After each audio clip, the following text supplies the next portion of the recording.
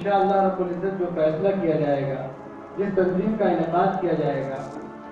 وہ تنظیم اور وہ کمیٹی، وہ گروہ، وہ جماعت انشاءاللہ رب العزت جب تک اس کا کام مکمل نہیں ہو جاتا قائم رہے گی اور اپنا کام کرتی رہے گی۔ بہت خوشی کی بات ہے کہ آپ سب ائمہ مساجد ہمارے درمیان تشریف لائے اور کئی جانے پہچانے چہرے حضرت علامہ مفتی زیارت صاحب قبلہ تشریف فرما ہے۔ یہ سبھی لوگ اور دیگر لوگوں کو میں پہچانتا بھی ہوں، بہت سارے لوگوں کو نہیں پہچانتا اور نام سے بھی واقف نہیں ہوں، ورنہ میں سب کا نام جو ہے بھی وہ ایک کے بعد ایک کا میرے ساتھ لیں گے اور آپ ایک دوسرے سے آپ کو متعارف کرائیں گے۔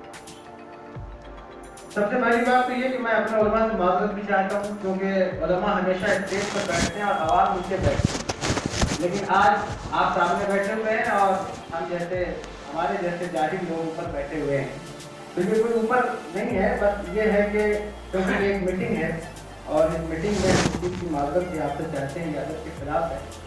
کہ ایسا نہیں ہونا چاہیے، لیکن اس وجہ سے ایسا کیا گیا تاکہ ایک اصول، ایک ضوابط جو ہے وہ قائم رہے، اس کے لیے اپنے علماء سے معذرت بھی چاہتے ہیں۔ اور اب ہم اپنی بات کی طرف، اپنی گفتگو کی طرف آتے ہیں کہ اللہ رب العزت نے جو کام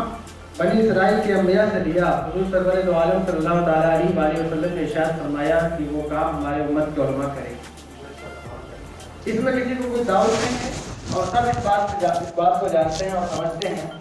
کہ علماء اہل سنت اپنے دین کی تبلیغ کے سلسلے میں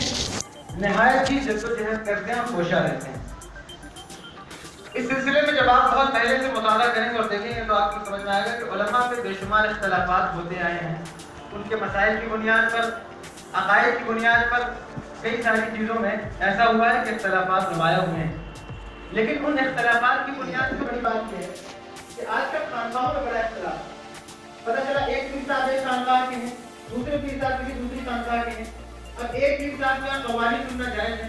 دوسرے کے یہاں قوالی سننا جائز نہیں، کسی کے یہاں محفل سماع ہے تو محفل سماع، میں اس معنی میں نہیں بول رہا ہوں تو میرے خلاف سے بولا گیا، میں اس معنی میں بول رہا ہوں جو آج کل رائج ہے۔ تو کسی کے یہاں یہ ہے، کسی کے یہاں وہ ہے، کسی کے یہاں چادر پیش کرنا، کسی کے یہاں کچھ کرنا، الٹی سیدھی حرکتیں جو ہے نہیں ہے۔ میں بلا کسی ہچکچاہٹ کے مذہب اسلام کی خدمت کرتے ہوئے اپنی ذمہ داری سمجھتا ہوں کہ میں آپ کو ان چیزوں سے آگاہ کراؤں اور آپ ایسے چوچلے باز پیروں سے اور ایسے خوشامد پسند پیروں سے اپنے آپ کو علیحدہ کریں۔ یہی وجہ ہے کہ اگر آپ کی کمیٹی بنے گی تو یہ علماء کا پاور بہت بڑا پاور ہوگا۔ بے شک پیران کرام نے بہت خدمت کی ہے، وہ مبلغ تھے ہمارے اور انہوں نے دین کی بہت خدمت کی۔ جہاں علماء نہیں پہنچ پاتے تھے وہاں پیران کرام پہنچے، سائیکل سے پہنچے، بیل گاڑیوں سے پہنچے، انہوں نے خدمت کی، ہم اس کا اعتراف کرتے ہیں۔ لیکن اس کا مطلب قطعی یہ نہیں ہے کہ ان کے نام پر پیدا ہونے والی بعض ان کی اولادیں اپنے مقاصد کے لیے اور اپنے ذاتی مفاد کے لیے عوام کو بے بہرا اور عوام کو گمراہ کرتی جائیں۔ ایسے دور میں جبکہ کچھ بعض خانقاہیں عوام کو گمراہ کرنے کی طاق میں ہیں اور اپنے ذاتی مفاد کے لیے، اپنا الو سیدھا کرنے کے لیے عوام کے سرمایہ کو لوٹ رہی ہیں، ہم علماء کی ذمہ داری بنتی ہے کہ عوام کو صحیح راستہ بتائیں اور ایسے نقلی پیروں کے فریب سے لوگوں کو بچانے کی پوری کوشش کریں۔ تو ہماری ذمہ داری یہ بھی ہوگی جو میں نے بیان کیا کہ خانقاہوں کے اختلافات سے عوام کو دور رکھیں اور انہیں بتائیں کہ آپ کا عقیدہ